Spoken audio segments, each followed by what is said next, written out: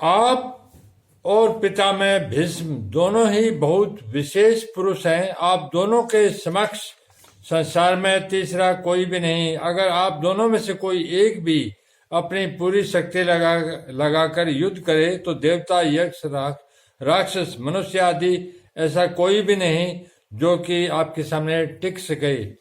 आप दोनों के पराक्रम की बात जगत में प्रसिद्ध ही है। पितामह भीष्म तो आबाल ब्रह्मचारी है और इच्छा मृत्यु है, अर्थात उनकी इच्छा के बिना उन्हें कोई मार ही नहीं सकता। महाभारत युद्ध में द्रोणाचार्य धृष्टद्युम्न के द्वारा मारे गए और पितामह भीष्म ने अपनी इच्छा से सूर्य के उत्तरायण होने पर अपने प्राणों को त्याग कर दिया था। कर्ण तो बहुत ही शूरवीर है। मुझे तो ऐसा विश्वास है कि वह अकेला ही पांडव सेना पर विजय प्राप्त कर सकता है। उसके सामने अर्जुन भी कुछ नहीं कर सकता। ऐसा वह कर्ण भी हमारे पक्ष में है। कर्ण महाभारत युद्ध में अर्जुन के द्वारा मारे गए। कृपाचार्य की तो बात ही क्या है, वे तो चिरजीवी हैं, हमारे पास परम हितैषी हैं और संपूर्ण पांडव सेना पर विजय प्राप्त कर सकते हैं।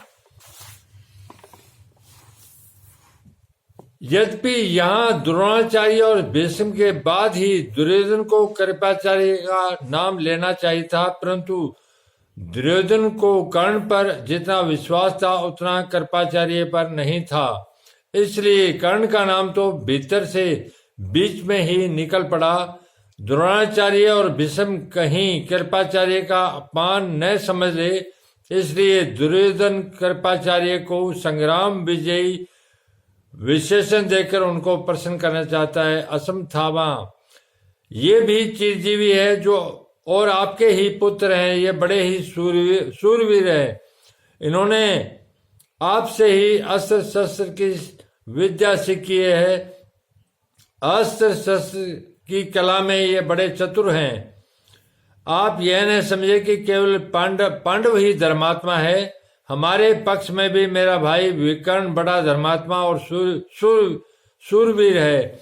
ऐसे ही हमारे पिता में शांतनु के भाई वाहिक के पौत्र तथा सोमदत्त के पुत्र भूरिश्रवा भी बड़े धर्मात्मा हैं। इन्होंने बड़ी बड़ी दक्षिणा वाले अनेक यज्ञ किए हैं। ये बड़े सूरवीर और महारथी हैं। युद्ध में विकर्ण भीम के द्वारा और भूरिश्रवा सात्यकी के द्वारा मारे गए। यहाँ इन सूरवीरों का नाम लेने में दुर्योधन का ये भाव मालूम देता है कि हे आचार्य, हमारी सेना में आप भीष्म, कर्ण, कृपाचार्य आदि जैसे महान पराक्रमी सूरवीर है। ऐसे पांडवों की सेना में देखने में नहीं आते। हमारी सेना में कृपाचार्य और अश्वत्थामा ये दो चिरजीवी हैं, जबकि पांडवों की सेना में ऐसा एक भी नहीं है। हमारी सेना में धर्मात्माओं की भी कमी नहीं है, इसलिए हमारे डरने की कोई बात नहीं है।